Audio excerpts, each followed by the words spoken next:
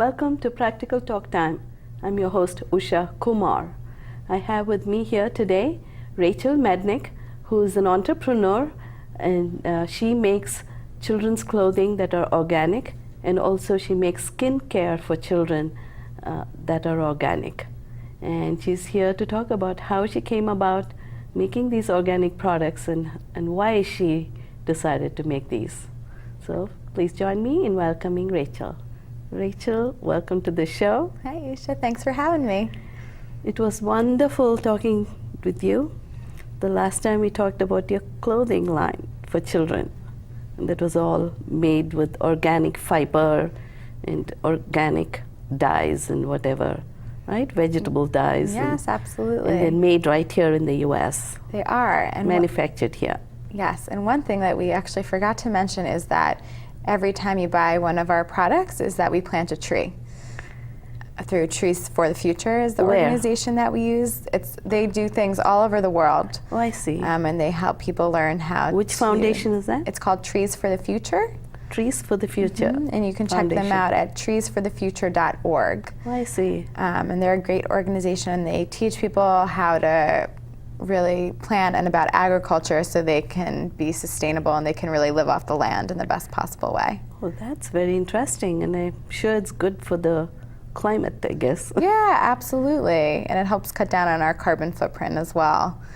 It's always good to have more trees. So you are from the young generation now, the young entrepreneur, trying to make organic skincare, right? Mm-hmm. So how did you come about making this? So my skincare line has been really fun. I've collaborated with one of my good friends, and she makes everything for me. She has her own skincare line.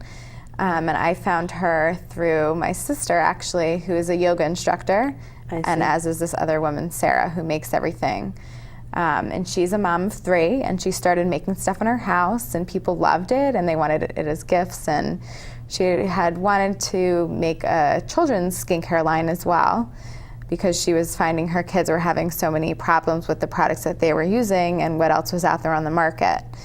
And it was perfect timing. It was one of those things that really worked out well. And last year when I set up my shop in Bryant Park for the holiday season, we launched this skincare line. I see.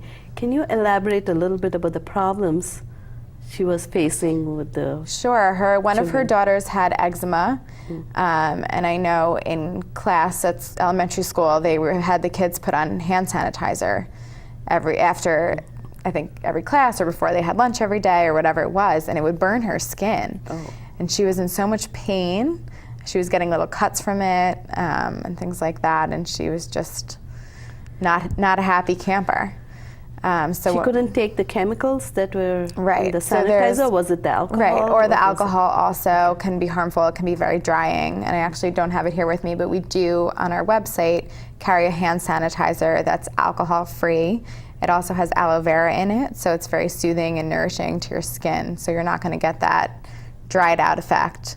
And hopefully it shouldn't burn or itch or anything like that. So what kind of products do you have for children? So we have a few. But these are for babies? Yeah, they're for infants and toddlers, but I always say you can use them for yourself. If you're a grown-up too, there's they're made not as strong as you probably would make them for an adult to use. So they're safe for babies to use, but you can certainly use them. One of our most unique products, I think, is called Sniffle Sal. That comes in this little tin. What is that? Sniffle Sal. Sniffle Sal. And it's a menthol-free vapor rub. So it's great if you have allergies or your child is sick. You can rub a little bit on their chest or a little bit underneath their nose. And it has eucalyptus and peppermint and lavender, and it'll definitely kind of clear you up a little bit. And the difference between what's out there that people have been using for decades with the Vaseline kind of base, right? Right. Mostly people used, petrochemical derivatives as base for that. Right. And here you don't use those. Right. So here for bases we often use like beeswax or coconut oil or shea butter, which is one of our big favorites as well. We try to use organic ingredients whenever possible. If not, they're all natural, but most of our ingredients are all certified organic. I see. So this is definitely one of our most popular sellers for new moms.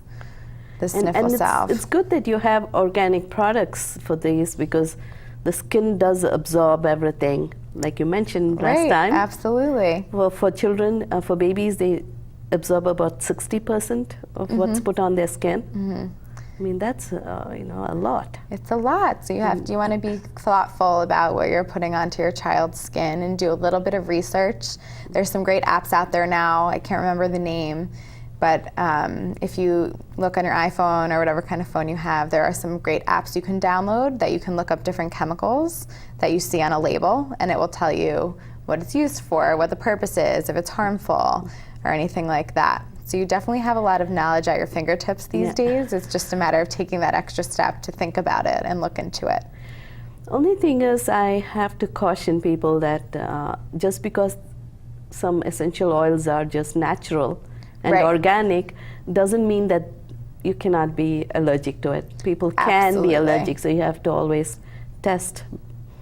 Absolutely. That, make sure it agrees with you or your child before applying Definitely, anything. And we always caution on all of our labels, we always say, if you're pregnant or nursing, always double check with your doctor. It doesn't hurt before you're putting anything new on your skin or your baby's skin. It doesn't hurt to take that step. I'm sure vegetable oil sure beats, petroleum jelly. Right, absolutely. So what's the other product you have? So we also have our Rosy Cheeks, which is a really great product. It smells like chocolate. I don't know if you want to give it a whiff, but a lot of people love its chocolatey smell. Very mild. Yeah, and that's the cocoa butter, and it's just cocoa butter and essential oils, and it's great for kids that get those dry red cheeks, or if they're drooling when they're teething and their skin is getting dry and irritated from all the drool. You can put this on there, and that will help to heal them a little bit faster. Oh, that's nice. And no other added fragrance or anything? Nope. And this is one of colors?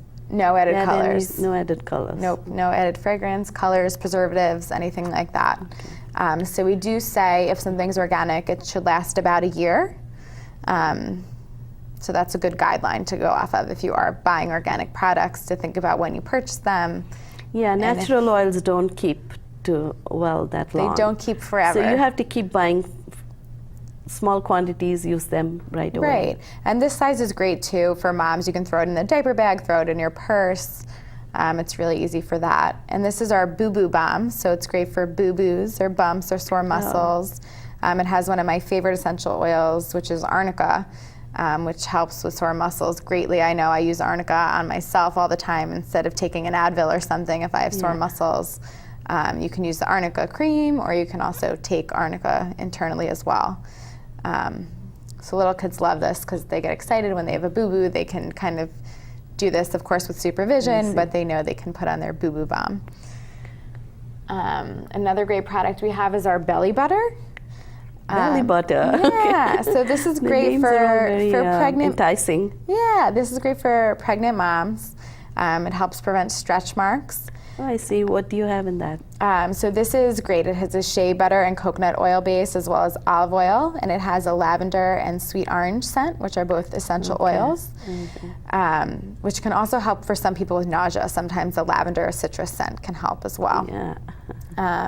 And this is great. You just need a very teeny tiny bit. I know some people that have used this little bottle throughout their whole pregnancy. Oh, I see. Start to finish. It'll last you the whole time, and it doesn't have any dyes or any strong oils that can ruin your sheets or anything like that. I see. So that's great as well. And this is our diaper cream. It's called Tender Tush. It's great for little tushies. You can use it with cloth diapers or with regular diapers as well.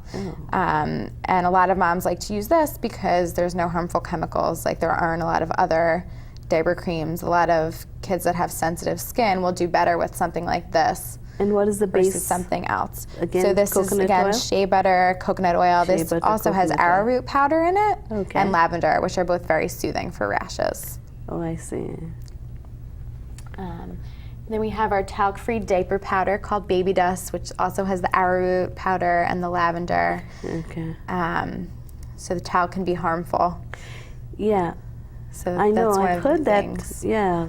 I think many people have stopped using talcum powders because they thought that it's it was harmful for them. But I think mostly it came from the mica, not from the talc itself. Right. You have to be careful too whenever you are using a powder with your baby that they're not inhaling a lot of the powder. The only drawback with this, with these starches, is that when it's wet, when there's wetness, sweating, and the starch is there, it can start degrading fast. So you need to wash off. Right. Otherwise, absolutely. that can cause some problems. Right. And I know with a lot of the diapers now, if you're using more traditional diapers, they're very absorbent, and so a lot of people don't even need to use the powder anymore. I see. Which is great. One less thing to use. It's interesting that modern day moms are now going back to the olden day methods. I think it's kind of and great. they're kind of saying no to the industrialized production of. Yeah, and the more consumers demand this, the more producers and manufacturers are going to make it happen. I think I even heard recently that I think Target or Walmart or something like that has now an organic line as well. So you can tell people are more concerned and they're looking for this type of product, and they realize the importance. Yeah, the one thing I'm kind of not liking is the exorbitant price just because it has the stamp organic on it. Right. Because all of the natural ingredients, they're not that expensive, really. Well, they are a lot more expensive than traditional ingredients would be, especially with the cotton, for example. Yeah, for those kind of things, but I'm talking about the skincare line. Even the skincare stuff, to buy the organic essential oils are very expensive. Yeah, they must be more than the petrochemical byproducts. Yeah, there's a big difference in price, but I think as people... No, but what I'm saying is, if it's a real cost, it's one thing. People will agree. Right. It's a real cost plus a small margin, but then I see certain organic names there, and then it's just like 10 times or 5 times the price, and it's like, doesn't make sense that way. Right. So I think manufacturers should also kind of try to bring it to the people at a reasonable markup. Right, and I think the more people demand that, the more readily available it will be, and then we can lower our prices because people are it's gonna be more available. So right now it is, organic cotton is very expensive to buy and to produce in the United States as well as more expensive. Yeah, organic fiber might be more difficult to get because if you're not using pesticides, your yield is going to be low, so it makes it more expensive. No, that I understand. I'm not talking about the actual cost. If it's the actual expense, it is okay. You're just talking about I'm talking the about the rip-off part of the organic pricing. Right. And I know that if small, entrepreneurs like you can do it, all of the major manufacturers, these big global companies, they can do that in a jiffy, right? Mm-hmm. Well, you'd think so, but it is a big adjustment to go from the non-organic production to doing it organically, and it does take a while, I would think, to adjust to it. For them to actually go and really try to manufacture. Yeah, because for them, it's a whole different product line, and your factory would have to get certified. There's all different levels of certification that you can have. But then their money is all made for other purposes, right? For other company expenditure overheads. Right. And that's why they use all the cheap petrochemical products. I would guess so. I think it's a good thing to be avoiding those now. Yeah, absolutely. And this is one of my favorite products for summertime. This is our bug spray, which is hugely important. I was worried about that because all insect repellents, they are very toxic to the body. Right. Yeah. Exactly, especially now going into summertime, you're playing outside with your kids. I use this for myself. It's all essential oils, and a lot of people are like, I don't understand. What do you have in this? Don't bugs like those? So there's things like citronella, which you all know works great. You usually have citronella candles outside, but there's peppermint, which bugs don't like, clove, lavender, eucalyptus. I see. So this will really repel the bugs in a natural way. We're not putting those harmful toxins into your body. And what is the liquid? It's diluted with water? It's diluted with water and sea salt. Okay. Mm-hmm. And so salt kind of acts as a preservative without adding other chemicals? A little bit, yeah. Yeah? Mm-hmm. And then when you just spray it? It's just a spray. Is that a tester? We can spray, yeah. It's just spray. Yeah, I wouldn't know till I get to my garden this evening. Just like that. Yeah. Yeah, it smells Doesn't it smell very good. I love it. Oh my I like God, to just spray I it love on myself sometimes. It smells so very good. You can just spray it on like a, fragrance. Yeah, you could. You could use it as a room spray. You could use it on yourself. That is lovely. Yeah. See, on the air, I'm not going to be asking you the prices because we are not doing sales here. Right. But after the show, I'll ask you. So all of these you just made at once, or did you just start with one and move on with others? We started with a few different products. The bug spray is new this summer for us, and we've kind of been adding things here and there. We'll add on a few more products probably for the winter, and probably do some gift sets and things like that. Smells very good. Yeah, I'm we've just gotten a great wondering, have you response. tested this shelf life? Yeah, it lasts. Like I said, we usually recommend to use it within the year. Within the year, okay. And they do last. And with these chemicals, did you ever get it to a lab or something to test anything for the chemical? We haven't. chemicals We test mostly on ourselves, and we use ourselves as the guinea pigs and see. But like I said, I don't make the actual skincare personally myself, so I'm not sure what kind of testing she has done. Oh, I see. Because some of these, one has to be careful with how much of it gets absorbed in the skin and how toxic it can be. Right, and everything we do, there's not too much essential oil. It is made with less intensity, Yes. so it's safe to use for babies, absolutely. Yeah, it sounds good because coconut oil, I know in my country they used to use it all the Coconut time. oil is good on for the- everything. Everything and anything. If you Google coconut oil, you can use it on your skin, you can cook with it, you can eat it. Yes. You can use it for a hair mask, you Yeah. can use it for things like this. So it's great. It's one of those really valuable ingredients. And it doesn't spoil too quickly. No. Except under heat or something. Right. So Right. As long as you have to keep the it kind of products in a cool, keep it dry cool, place. Yeah, cool, dry place, and that should really keep it nice and steady for it.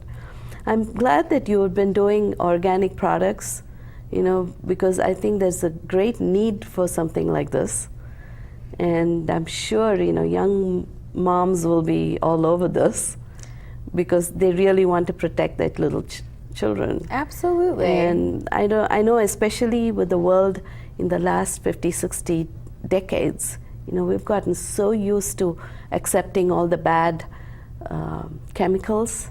We don't even think twice about putting all the chemicals and moisturizers and all kinds of things on our skin, thinking we are doing something good for the skin, but then only finding out much later that it's really bad for your body. Right.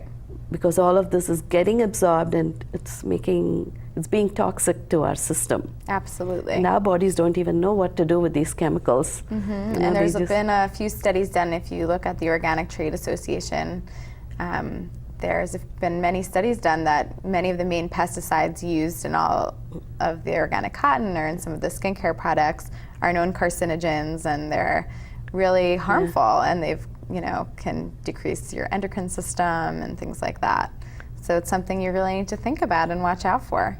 Yeah, and then our organs that are supposed to filter off these chemicals, they've been getting overworked. Right. And most people didn't even realize that. And then suddenly they find themselves getting sick with this or the one or the other.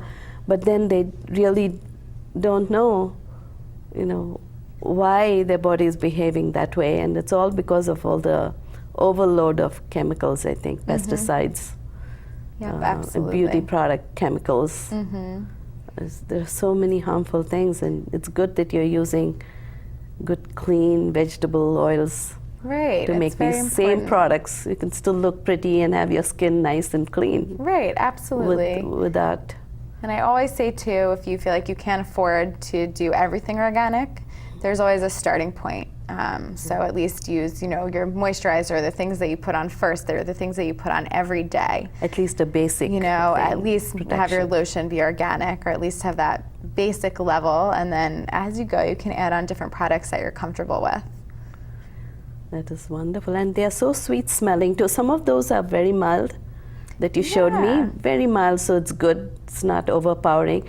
And the spray could pass off for a... It could pass off for a perfume almost, yeah. Yeah, but that's a good combination of oils that you have that mosquitoes don't like. Right. Right? Mm-hmm. So did you test it? Or Absolutely. I use it all the time when I go hiking, and so far, so good. Bugs have stayed away? Yeah, the bugs have stayed away, and I know the woman, Sarah, who makes it for me, she's tested it with all her 3 girls and on herself, and everyone who's used it so far has loved it. I haven't heard any complaints. So. Before, there used to be one of the beauty product lines, they had a spray which was supposed to just keep the skin soft and moist and not overpower it, because this was meant for summer, not for winter.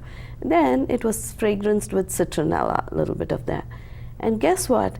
People started writing in saying that, oh, these are great as mosquito repellents. The company didn't make it for that. But then once they got this feedback, then they started advertising and marketing as, oh, this is great, insect repellent without all the chemicals. Yeah. And sometimes, people find out just by accident that something meant for something, to keep the skin soft or fragrant, suddenly is also repellent. Yeah, absolutely. And I think so the skincare goes well with your clothing line? It does. I think it complements very nicely, and it's nice for some people too who who love the brand and want to buy something and don't necessarily want to spend as much money on the clothing. They can still experience that and have that same purpose with the organic skincare. That is really nice. So tell me about your friends and others who have helped you in this project in both. So I've had a wonderful support team, absolutely. I definitely would not be able siblings? to do. I have a younger sister. Okay. She's very artistic and crafty. She's a painter and an art teacher. Okay. So she's been helpful, certainly. I definitely have some great people that have helped me along the way, that have helped when I've had fairs or markets or things like that. I have That's friends when you need help, right? that come The up from extra, far and wide to help me all the time. We also try and do some community service, which I try to get all my friends and family involved in. So a few months ago, we did a beach cleanup on Sandy Hook and Beach in New Jersey. Oh, I see. So, which was great. I When got was a few that? people Just together. early June? Yeah, I think so.